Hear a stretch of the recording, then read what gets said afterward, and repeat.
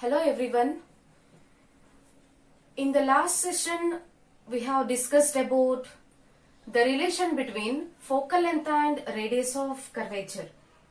Now, we can move towards the next part of this chapter, that is mirror equation.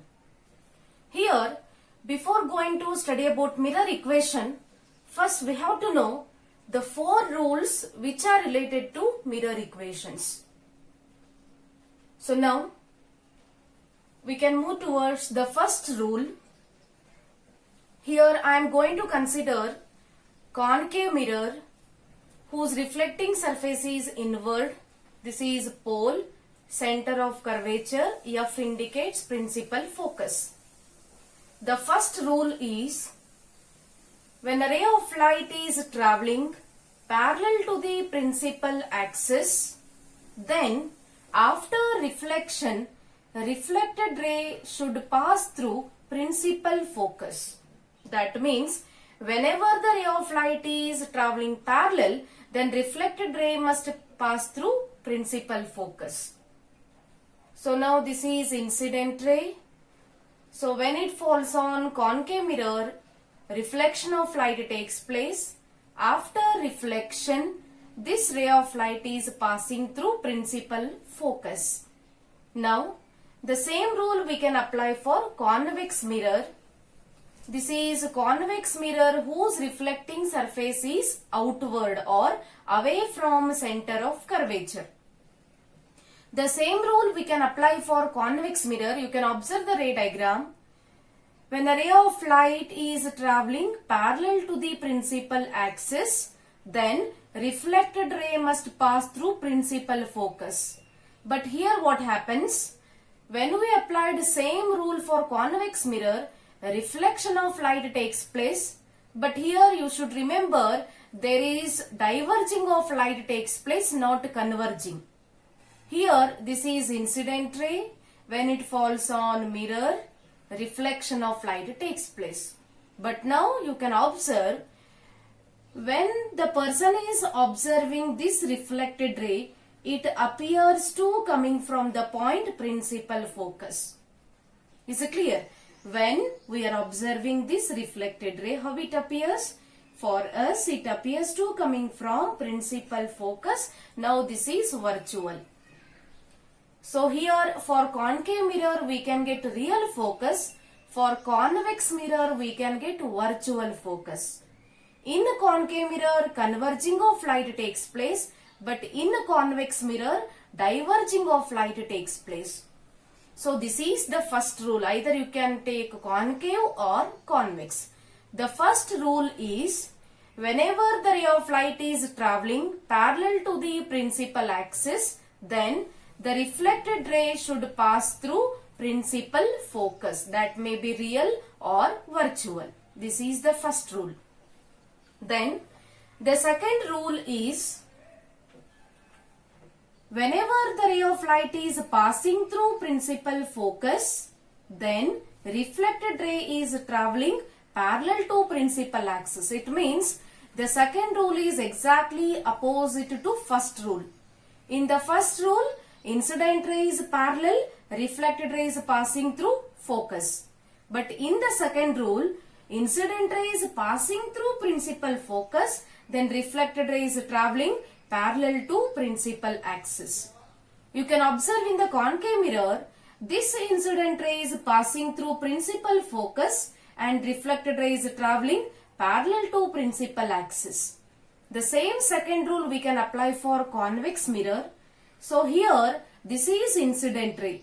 When this incident ray falls on convex mirror, reflection of light takes place. So this reflected ray is exactly parallel to principal axis. But now you can observe this incident ray appears to coming from principal focus.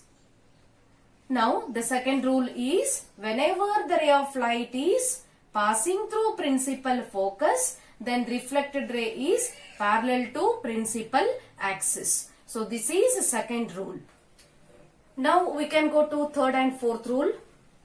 The third rule is whenever the incident ray is passing through center of curvature, then reflected ray retraces the same path but in opposite direction. You can observe this concave mirror. This incident ray is passing through center of curvature and it falls on concave mirror. So here reflection of light takes place and this reflected ray retraces the same path but in opposite direction. The same rule we can apply for convex mirror. Here also you can observe this incident ray appear to coming from center of curvature. It is not real, it is virtual. It appear to coming from center of curvature. When it is passing through center of curvature, then here reflected ray retraces the same path but in opposite direction. So this is the third rule. The third rule is whenever the ray of light is passing through center of curvature, then reflected ray retraces the same path but in opposite direction. Now the last rule is whenever incident ray is directly towards pole obliquely with angle theta. With certain angle theta, when it is directly hitting the pole, then reflected ray also it is turning back obliquely with the same angle theta. It means you can apply the law of reflection.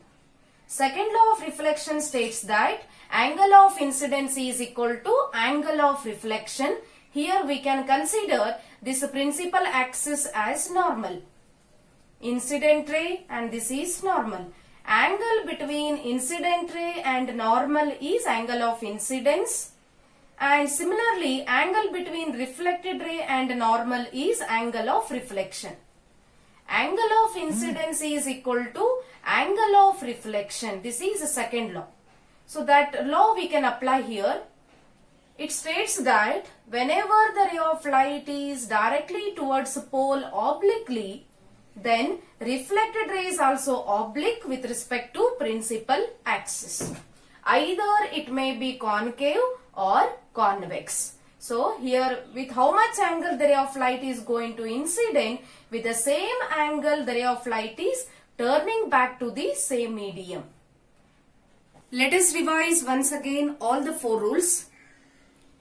The first rule is whenever the ray of light is traveling parallel to principal axis, then reflected ray is passing through principal focus. And the second rule is whenever the ray of light is passing through principal focus, then reflected ray is parallel to principal axis. And the third rule is whenever the ray of light is passing through center of curvature, then reflected ray retraces the same path but in opposite direction.